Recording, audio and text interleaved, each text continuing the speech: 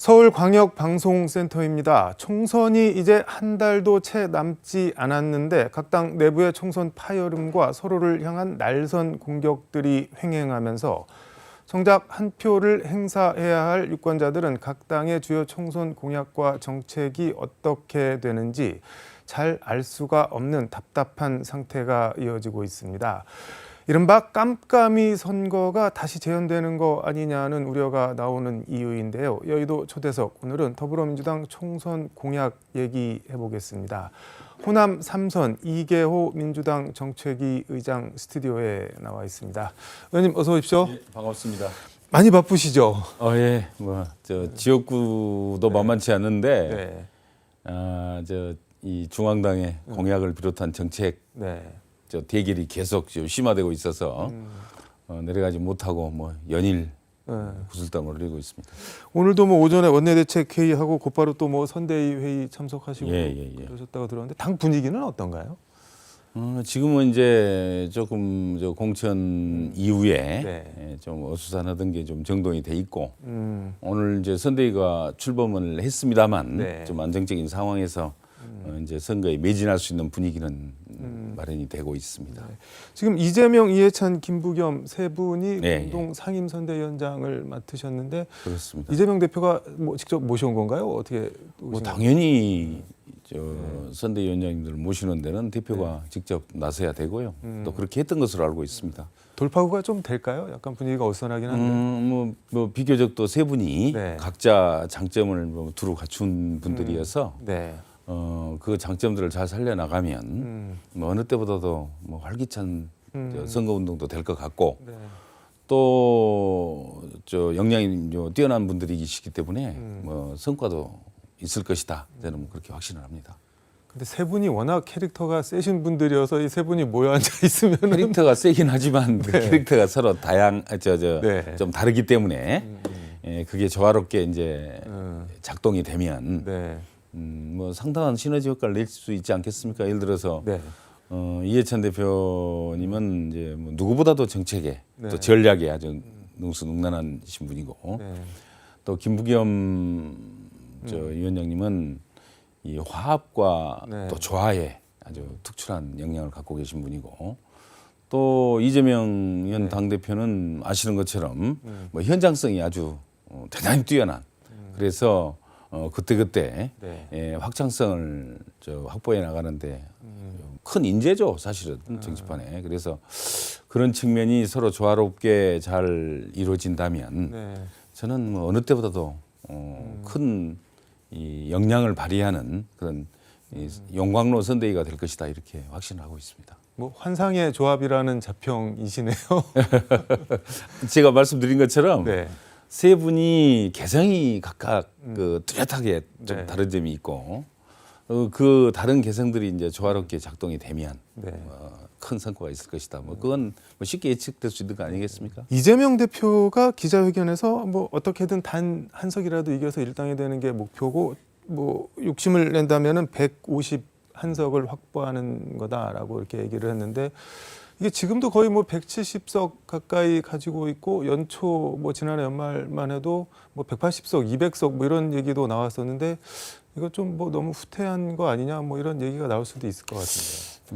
저는 그렇게 보지는 않고요. 네. 선거가 어차피 지금까지 여러 차례 이제 선거가 있었는데 보면 야당이 승리하는 선거 거의 많지 않았습니다. 제가 기억하기는 야당이 일당이 되는 선거가 지금까지 딱 2번 있었다고 들었습니다. 2016년입니까? 20대 선거 때 그때 우리 민주당이 이 당시 여당이었던 새누리당보다 한 석 많았습니다. 123대 122. 그래서 야당이 승리를 하는 경우, 일당이 되는 경우가 그렇게 어렵습니다. 과반 일당이 야당이 한 적이 없었나요? 과반 일당은 제 기억에는 없는 것으로 알고 있습니다. 그럼 그것만 해도 엄청난. 그래서 1차 목표는 이제 일당이 돼가지고 국회의장을 수호하는 것. 그게 이제 1차 목표가 될 수밖에 없고요, 현실적으로. 또 거기에 덧붙여서 잘해서 정말 우리가 정말 선거 캠페인을 너무너무 잘해가지고 과반 의석을 확보하는 것. 것 그건 뭐 저희들로서는 최고 카드죠. 실제 현실적으로 그렇습니다. 그래서 지금 이제 같은 정치 지형 상황에서 국회의장을 갖고 있는 게 엄청 중요하다고 그렇죠. 판단을 하시는 거예요. 국회의장을 이제 자당에서 뭐 이제 물론 뭐 의장은 무소속으로 네, 네. 됩니다만은 확보한다는 게 그게 이제 국회를 지배하는 거죠. 사실은 따지고 보자면 그것은 뭐 절대절명의 저희들에게 숙제고 과제입니다. 근데 국민의힘에서는 이재명 대표 151석 발언에서 뭐 자신 안위를 지키지 못할까 봐 걱정되는 모양이다. 엄청 걱정되는 모양이다. 이렇게 비꼬던데요. 그건 정말 네. 이 전혀 사실과 다른 얘기이기 때문에 뭐 언급할 필요 구체적으로 언급할 필요가 없는 것 같습니다. 제가 말씀드린 것처럼 네네. 역대 선거 상황이 그렇고 야당의 한계가 있고 또 언론의 어떤 그 현재 네. 이 분위기 뭐 이런 측면에서 저희들이 이런 다 난관들을 극복을 하고 일당이 되고 뭐 과반수를 아이고 뭐 대단한 큰 목표입니다. 알겠습니다. 이 얘기는 이 정도로 하고 공약 얘기해 보겠습니다. 민주당 정책위 의장으로 지금 뭐 총선 공약 주도하고 계신데 40 총선 공약 뭐 지금까지 총 15차례 발표했다고 제가 들었는데 뭐 잘 모르는 유권자들도 많을 것 같은데 간략하게 뭐 제목 정도만 일단 좀 지금까지 이제 실제로는 18번 18번이요. 네. 금주에도 이제 마지막 2건이 남아 있습니다. 발표는 뭐 그 외에도 또 추가로 뭐 할 수는 있습니다만 네. 뭐 굉장히 공약이라는 게 그냥 마련이 된 게 아니고 현실적으로 현장성이 있어야 됩니다. 네. 말하자면 국민들의 요구가 반드시 담겨 있어야 되고 네. 또 그러한 요구를 바탕으로 해가지고 완성도를 끌어올려야죠. 네. 그 공약이 제대로 정말 다양한 이 내용을 좀 짜임새 있게 네. 갖추도록 해서 완성도를 높이고 가장 중요한 것은 실천 가능성입니다. 세 가지를 조건으로 해서 그게 이제 공약의 3대 요소라고 말합니다만 그걸 충분히 고려를 해서 공약을 지금 선정을 해 나가고 있고요. 저희들이 자랑할 만한 공약이 굉장히 많습니다. 네. 그중에 그 요양병원 간병비 그걸 건강보험에 편입시키겠다, 제도화하겠다. 지금은 전혀 간병비는 전혀 안 되고 있고 어떤 것도 이제 제도화가 안 돼 있기 때문에 표준계약이라는 게 없어요. 그래서 이 분란도만 일어나고 아니 간병비가 그러니까 뭐 의료 수가 이런 것처럼 정해진 가격이 없나요? 없습니다. 그때 상황에 따라서 네. 개별 계약에 을 통해서 이루어지기 때문에 얼마나 분란이 많겠습니까? 그러겠네요. 그걸 제도화를 해야 된다는 게 필요하고요. 또 부담도 커요. 네. 그래서 건강보험에 편입시키는 것. 그게 이제 저희들이 공약을 제일 먼저 이제 제시를 했었는데 네. 여당이 금방 따라서 하더라고요. 그래서 자기들 그 것처럼. 그 제도는 이루어질 것 같습니다. 그리고 네. 또 그 대학생들 이제 기숙사 문제 네. 월 20만 원 기숙사를 위해서 공동 기숙사라 그래서 네. 대학별로가 아니고 지역별로 5만 원 정도를 새롭게 건설한다. 뭐 그것도 네. 공약으로 제시를 하고 있고요. 또 저출생 공약 이건 네. 저희들이 가장 중요시하는 겁니다만 그것도 들어있고 네. 도심 철도 구간의 지하화 그게 이제 수도권뿐만이 아니고 네. 광주나 부산, 대구를 포함한 이 지방까지 저희들이 포함을 해서 사업 계획을 지금 수립을 해서 공약을 했습니다. 근데 지금 몇 가지만 말씀하신 거 언뜻 듣기에도 저거 다 돈이 엄청 들어갈 것 같은데 그런 생각이 드는데 재원은 뭐 어떻게 재원 대책은 충분히 고려를 하고 있고요. 마련이 돼 있는 건가요? 예를 들어서 저출생 공약 음. 그게 연간 지금 지난 한 20년 동안 네. 거의 380조 원을 투입을 했더라고요. 20년 동안 380조. 예. 그러니까 연간 뭐 거의 20조 가까이 네. 투입을 하는데도 별로 효과가 없었잖아요. 그래서 효율성 있는 공약을 제시를 하면 네. 조금만 더 거기다 더 얹어도 충분히 성과를 낼 수 있다고 저는 가령 뭐 생각합니다. 어떤 게 있을까요? 예를 들어서 이런 게 있습니다. 네. 신혼부부가 결혼을 하면 그 신혼부부들이 희망을 가지고 첫 출발을 할 수 있도록 네. 이렇게 지원을 하면 결혼을 많이 하지 않겠습니까? 그래서 1억 원을 네. 정책자금으로 융자를 해줍니다. 뭐 절이나 뭐 무이자로. 당연히 절이죠. 예, 정책자금이니까. 뭐 보통 한 3% 이내의 네. 많으면 5% 그런 정도의 정책자금을 융자를 해줘가지고 아이를 하나를 낳으면 네. 무이자로 전환을 시켜요. 둘을 낳으면 네. 5천만 원을 깎아줍니다. 그거 예전에 그 저 나경원 대표가 그 저출산 고령사 셋을 낳으면 아예 그냥 네. 다 탕감해주고. 예. 그게 뭐 여당에서도 뭐 한때 나왔다가 네, 자기들끼리 티격거리다가 뭐 안 태우면은 네. 지금 실제 이제 헝가리에서 이제 최초로 네. 그 제도 시행을 했어요. 네. 뭐 금액은 거기 한 5천만 원 정도 됩니다. 음. 헝가리가 지금 유럽에서 최상위권 출생률을 보이고 있는 나라. 아, 헝가리가 예. 그런가요? 그리고 이미 뭐 세계 각국에서 많이 도입을 하고 있고요. 네. 우리도 지방자치단체에서 지금 몇 군데 하고 있습니다. 네. 이렇게 그 지원해 주는 걸. 심지어는 얼마 전에 부영을 비롯한 그 사기업들도 네네. 그걸 도입을 해서 지금 추진을 하고 있습니다. 그래서 그걸 정부가 좀 국가적으로 해라. 그게 한 가지 있고요.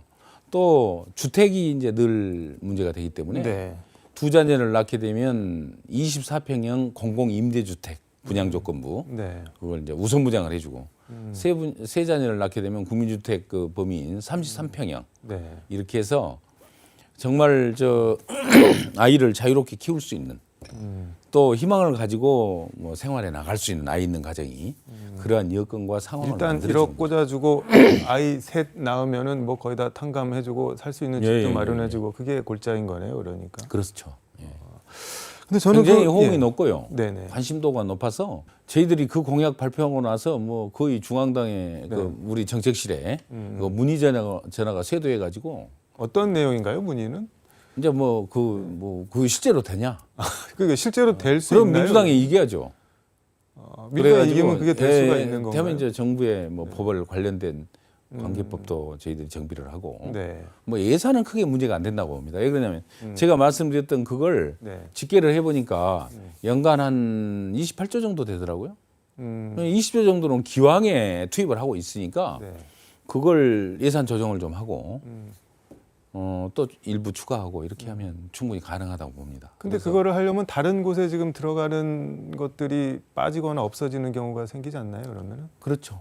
예, 부분적으로 조정을 좀 해야죠. 또 필요하면 또 그 부분에서도 계속 할 거고. 예. 예. 그렇지만 20조를 뭐 그렇게 효율성 낮게 계속 투입할 필요는 없다는 거죠. 그러니까 그 동안에 20년 동안 해봤는데 안 됐으면은 이제 전혀 좀 새롭게 패러다임을 해봐야 된다 그런 말씀이신 그렇습니다. 거네요. 예. 근데 저는 그 공약 중에 서울대 10개 만들기 뭐 이런 예, 게 예. 있던데 이거는 뭔가요? 지금 이제 지방 소멸이 뭐 현재 가시화되고 있고 특히 뭐 지방 대학은 지금 현재 상황으로 봐서 네.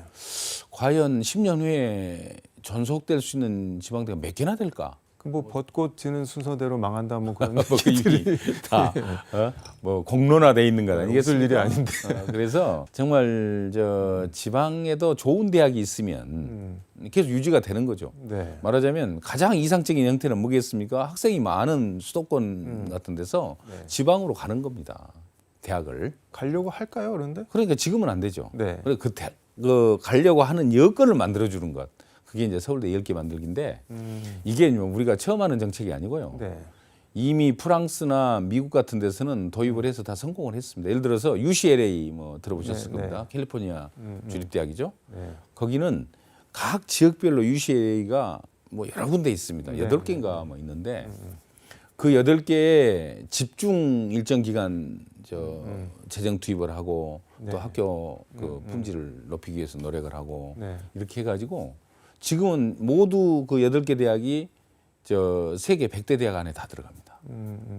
프랑스도 이제 프랑스는 네. 전국 곳곳에 그 우리 같으면 서울대가 13개가 있어요. 그런 사례가 그거를 있고요. 하는 주체를 국가가 국립대학으로 하겠다는 건가요? 아니면 저 지자체가? 국립대학이니까 예를 들어서 광주였나면 전남대학교가 네. 거점대학이 되겠죠. 전라북도는 전북대학, 또 충청남도는 충남대학, 뭐 부산은 부울경은 부산대학, 뭐 이렇게 이제 9개의 지방 거점대학이 있어요. 네. 거기에 지금 그 1인당 교육비, 음. 1인당 교육비가 서울대가 한 6천만 원 정도 되거든요. 네. 연간. 그런데 그 지방 거점 대학들을 평균을 내보니까 적은 데는 1,800만 원, 많은 데가 2,200만 원입니다. 2천만 원 정도가 평균인 거죠. 그래서 적게 투자를 하는데 그 대학이 발전할 수 없는 거죠. 네. 그래서 서울대학의 1인당 그 교육비 수준에 거의 유사하게 한 70% 수준. 그래서 5천만 원 이상으로 그걸 끌어올리면 이 수준을 일정 기간 한 10년 정도 집중 투입을 해보자. 그래서 대학의 수준이 거의 서울대 못지않게 끌어올려지면 다 서울대학교라고 부를 수 있는 거죠. 그래서 한 10가지 정도의 프로그램을 제시를 해요. 네. 예를 들자면 교수들의 수준도 높여야 되겠죠. 학생들의 학습 역량도 키워야겠죠. 네. 또 그것을 추진할 수 있는 인프라도 확장이 돼야겠죠. 학생들이 졸업하고 나면 취업할 수 있는 취업의 기회도 또 늘려나가고. 근데 그런 것들이 학생 1인당 교육비 한 5천만 원 정도씩 투입을 하면은 가능해지는 건가요? 그렇죠. 이제 그걸 10가지 정도 프로그램을 제시를 하고 네. 자율적으로 그걸 선정해서 이제 저 교육비 네. 5천만 원. 1인당 교육비니까요. 연간 학교별로 한 3조 원 정도가 더 투입이 됩니다. 3천억 정도가. 근데 전체적으로는 한 3조 원 정도가 들어가는데 그런 정도 매년 그렇게 해서 해가면 지금 저희들이 그 모델이 네. 아까 말씀드렸던 미국이나 프랑스 모델입니다. 그래서 그런 모델을 좀 잘 활용을 해 나갈 때 네. 뭐 전남대학교가 서울대학교 수준으로 거의 유사하게 만들어질 수 있다. 저희들은 그런 확신을 가지고 공약으로 제시를 했습니다. 광주 전남 관련해서는 혹시 뭐 어떤 공약이 있을까요? 뭐 다 알려진 공약입니다만 네. 달빛 고속도로랄지 전라선 네. 이제 KTX 전철화, 복선 전철화, 그다음에 의과대학, 네. 예? 또 AI 단지, 또 뭐 그런 것들이 이제 네. 뭐 다양하게 다 담겨 있습니다. 정책위 의장이신데 의원님이 혹시 뭐 특별히 힘을 써서 이렇게 뭐 이런 표현이 그렇지만 낑겨 들어간 공약이나 뭐 그런 거 있을까요? 우리 지역과 네. 뭐 그러한 내용들은 다 포함하는데 뭐 또 심사를 해서 일부는 뭐 빼기도 하고 그럽니다만 네. 우리 광주 전남에서 요청한 사항은 가급적이면 누락되지 않게 포함시키는 데 주력을 해서 다 담았습니다. 근데 뭐 말씀하신 뭐 수요, 그다음에 완결성, 그다음에 실천 가능성을 이렇게 공약의 조건으로 뽑아주셨는데 그때그때 공약들은 참 많이 나오는데 지나고 보면 또 이렇게 돼 있는 거는 또 뭐 잘 없는 것 같고 뭐 그런 느낌도 보통 이제 총선이나 대선 공약들이 보통 한 50% 정도 달성이 되더라고요. 쭉 집계를 해보니까 지금 윤석열 정부는 뭐 제가 말씀드리지 않겠습니다. 훨씬 낫습니다. 우리 공약은 뭐 거의 그 정도 이상 달성을 해왔고요. 네. 또 이번 공약은 제가 이제 나름대로 정책을 그동안 많이 다뤄왔기 때문에 또 공직자 시절부터 이제 해와서 네. 비교적 완성도가 높습니다. 실천 가능성도 충분히 고려를 했고 네. 그래서 이제 완성도와 실천 가능성이 높은 공약이다 이렇게 말씀을 드리고 있습니다. 의원님 이번에 4선 도전하시는데 광주 전남에서 이제 현역들이 많이 뭐 물갈이가 됐는데 좋게 얘기하면 새로운 피수혈인데 또 어떻게 보면은 아니 광주 전남은 뭐 이렇게 좀 할만하면 클만하면 다 이렇게 자르냐 이래갖고 언제 뭐 큰 정치인이 나오겠냐 뭐 이런 얘기도 있는 것 같습니다. 4선 되시면 좀 역할을 하셔야죠. 뭐 어떤 거를 이제 4선이면 다선입니다. 네. 국회에서 3선까지는 그냥 다선이란 네. 명칭을 부여는 않고요. 이제 제가 이제 4선이 되게 되면 네. 다선 의원이 됩니다. 다선에 걸맞는 역할을 해야죠. 네. 그건 뭐냐면 호남에 필요한 정치적 수요가 늘 있지 않습니까? 네. 저 지역민들의 여망이 있을 거고 그걸 중앙정치 무대에서 구현을 해줄 수 있는 누군가 선수가 필요한데 그나마 제가 4선이 된다면 그 역할을 좀 해야 되겠다. 이런 다짐을 하고 있고요. 네. 광주 전남의 여러 뜨거운 열기와 여망들을 네. 정말 굴절없이 중앙 무대에 전달하고 또 실천해 나가는 노력 그걸 뭐 제가 앞장서서 해야겠다는 다짐을 하고 있습니다. 한 가지 더 말씀드리면 네. 제가 이제 지향하는 정치가 가슴 따뜻한 정치입니다. 그런 측면에서 제가 지금까지 주로 노인들 또 농어민들 뭐 이런 정책을 많이 내놨습니다. 이제 복지 전반에 대해서 네. 정말 우리 대한민국 국민들이 함께 잘 살 수 있는 그런 세상을 만들어 나가는 정책들 그걸 좀 더 잘 실천해 보고 싶습니다. 알겠습니다. 선거 끝나면은 22대 국회에서 뭐 어떤 일을 하실지 한번 다시 모셔서 말씀을 들어보도록 하고 오늘은 여기까지 듣도록 하겠습니다. 고맙습니다. 네, 감사합니다. 지금까지 서울광역방송센터에서 이계호 민주당 정책위 의장과 함께 전해드렸습니다.